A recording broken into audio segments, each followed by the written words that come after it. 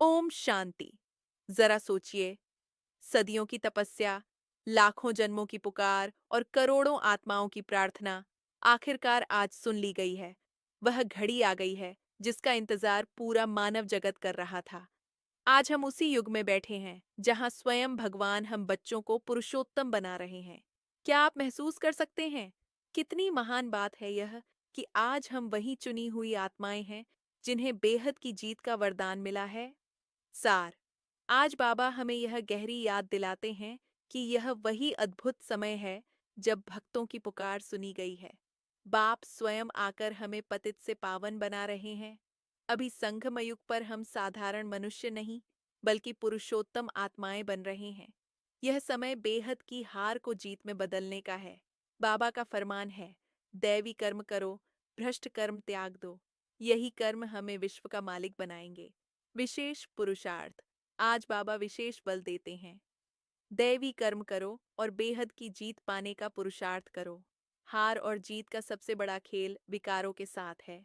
माया रूपी रावण ने हमें बहुत हराया है। अब उसे जीतना ही पुरुषार्थ है।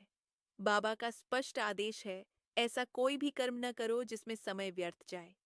हर कर्म पवित्र और दैवी होना चाहिए। आत्मशक्ति बढ़ाने के अमूल्य टिप्स। देही अभिमानी बनो, बार बार स्मृति में लाओ, मैं आत्मा हूँ, यह शरीर मेरा वेश है। दैवी कर्म अपनाओ, हर कार्य को बाबा की श्रीमत पर करो, जिसमें शुभ भावना और श्रेष्ठ भावना हो। टाइम का दान करो, व्यर्थ बातों और खेलों में समय गंवाने के बजाय बाबा की याद और सेवा में लगाओ। रोज की मुरली पाने के लिए चैनल को सब्सक्राइब करें और इस अमृतवाणी को शेयर कर दूसरों तक पहुंचाएं। माया से सजग रहो, विकारों को पहचानो और बाबा की शक्ति से उनका सामना करो। ज्ञान रत्न धारण करो, हर मुरली के रत्न बुद्धि में जमा कर जीवन में उतारो और फिर दूसरों को दान करो। रात्रि आत्मचिंतन के प्रश्न। क्या आज मेरे सभी कर्म दैवी और शुभ भावना से भरे हुए थे? क्या मैंने व्यर्थ कर्म और व्यर्थ समय को बाबा को सौंप दिया? क्या मैंने आज माया के खेल को पहचानकर उस पर विजय पाई?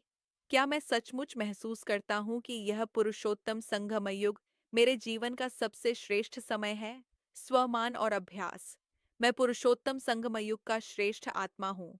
मैं बेहद की जीत पाने वाला विजयी आत्मा हूँ। मेरे हर संकल्प और हर कर्म में दैवीय शक्ति और शुभ भावना है। अगर आप भी यह अनुभव करते हैं कि आप विजयी आत्मा हैं, तो कमेंट में लिखें, मैं विजयी आत्मा हूँ। रोज की मुरली पाने के लिए चैनल को सब्सक्राइब करें और इस अमृतवाणी को शेयर कर दूसरों तक पहुंचाएं।